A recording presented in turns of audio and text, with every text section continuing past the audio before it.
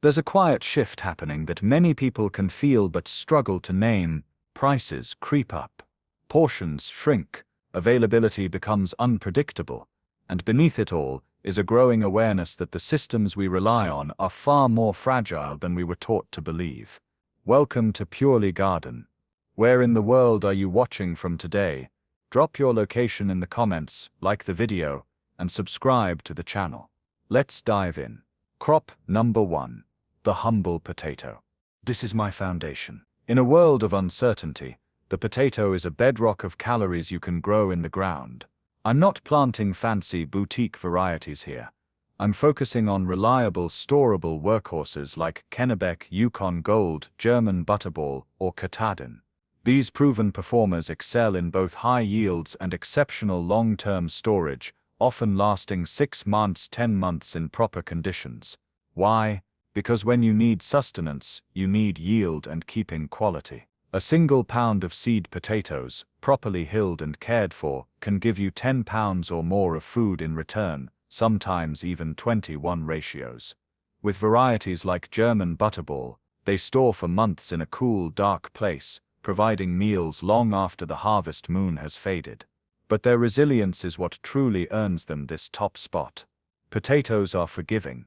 A late frost might nip the tops, but the tubers underground are protected, waiting to regrow.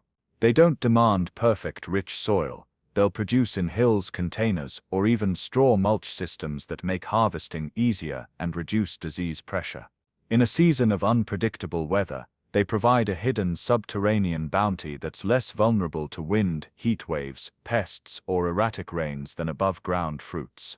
Many modern gardeners also choose scab-resistant options to minimize surface imperfections without affecting edibility.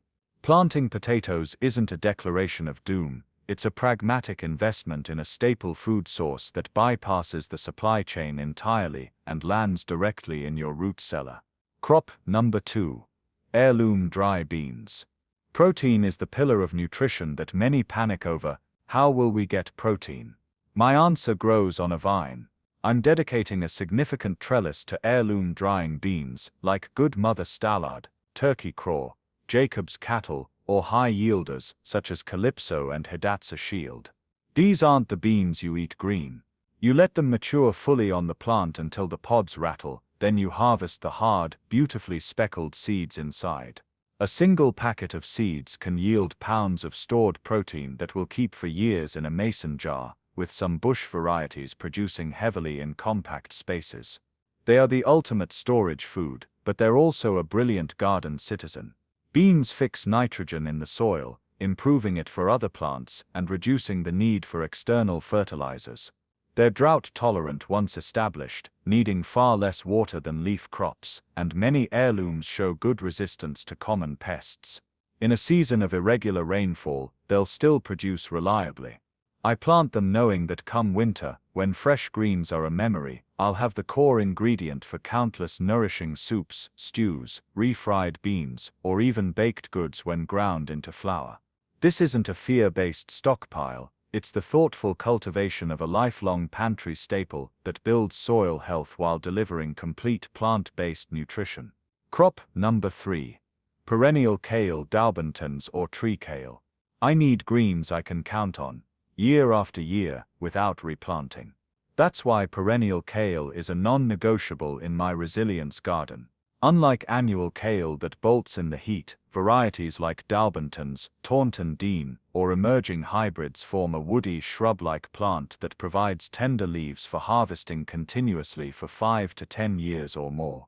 It's incredibly cold hardy, often staying green under snow, giving me fresh vitamins in the dead of winter when they're hardest to come by, and many selections show strong pest resistance compared to annual types. Its reliability is its superpower. Once established, it's a fixture. No worrying about the timing of the spring planting, seed shortages, or a summer heatwave wiping out your seedlings. It just endures, often shrugging off aphids and caterpillars that devastate regular kale. I can take cuttings to propagate new plants easily, creating a network of food security across my garden and sharing with neighbors for community resilience. It asks for little minimal pruning, occasional mulch, and gives so much in return, with flavors that improve after frost. Planting a perennial kale is not a reaction to a headline, it's a long-term relationship with a plant that promises to be there, a reliable source of vital minerals, antioxidants, and greens, through thick and thin. Crop number 4. Winter squash, butternut, and Hubbard. For long-term storage and dense calories, winter squash is my garden's pantry. A single Waltham butternut, honeynut hybrid, or a blue Hubbard vine can produce several massive fruits that, when cured properly, will sit in a cool corner of my basement and feed us well into spring, or even up to a year for thick-skinned Hubbards. They are the essence of abundance and foresight. Their hard shells are nature's perfect packaging, protecting the rich, sweet, vitamin A-packed flesh inside from decay, with some varieties like Moscata types, including many butternuts, excelling in humidity resistance. They are also remarkably resilient growers. Their broad leaves shade the soil, conserving moisture, suppressing weeds, and building organic matter as they decompose.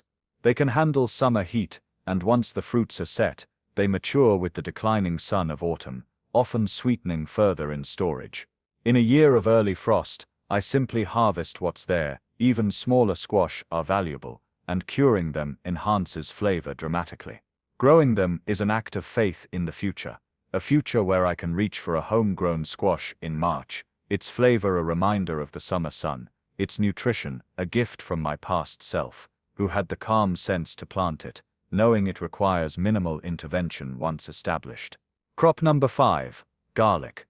Garlic is my anchor crop. Planted in the fall, it spends the winter developing roots, then surges with the spring sun to be harvested in early summer. This cycle itself is reassuring, a ritual that ties the garden to the seasons, but its value goes deeper. Garlic is a natural antibiotic and a powerful immune supporter, a crucial medicine in a preparedness plan, with compounds that support heart health and fight infections. It's also a phenomenal flavor, turning simple stored beans and potatoes into delicious potent meals. It's almost absurdly easy to grow, and stores for 8 months or longer with softneck varieties, if conditions allow. You plant one clove, and you get a whole head, often with hardnecks like Music or Romanian Red, offering large, easy-peel cloves. By saving your largest heads to replant, you become completely self-sufficient in garlic in just a season or two, adapting to your local climate over time. It's a crop that asks for almost nothing, a little mulch, a sunny spot, and weed control, and gives back in multiples, with scapes providing an early bonus harvest. Planting garlic isn't a scared reaction to illness, it's a calm, proactive step toward health sovereignty. It's a small bulb that represents huge personal capability. Crop number 6. Sunchokes, Jerusalem artichokes. I need a crop that is truly unstoppable. Enter the sunchoke. These native North American tubers produce tall, sunflower-like tops and a massive underground harvest of crunchy, nutty tubers. They are the definition of perennial abundance. Plant them once in a dedicated bed, they can spread vigorously, so contain if needed, and you will have them for life. They are incredibly cold-hardy down to zone 3, pest-resistant and drought-tolerant, thriving on neglect and even in poor soils. Their role is twofold. First, they provide fresh carbohydrates in early spring and late fall, when little else is growing. You can dig them even from frozen ground, harvesting as needed over winter. Second, they are a prebiotic powerhouse, great for gut health thanks to high inulin content that feeds beneficial bacteria. They are my insurance policy. In virtually any growing condition, good or bad, the sunchokes will produce bountifully, with yields often exceeding potatoes in challenging years. Including them isn't about expecting the worst, it's about knowing I have a failsafe, a generous volunteer, that will always offer food no matter what the season brings, while providing privacy screening and pollinator habitat. Crop number 7. Swiss chard. While I have perennial kale for the long haul, I need a prolific cut-and-come-again annual green that provides a rapid, continuous harvest. Swiss chard is that plant. It's more heat-tolerant than spinach and more bolt-resistant than lettuce, giving it a long harvest window from spring through hard frost, often outperforming in summer heat with varieties like Fordhook Giant or Bright Lights. A small patch, harvested by taking the outer leaves, will feed a family constantly with vitamins A, C, K, and magnesium. Its resilience is in its vigor. It bounces back from picking quickly, producing tender new growth. It can handle less than ideal soil, light shade, or variable watering. A light frost even sweetens the leaves, extending the season.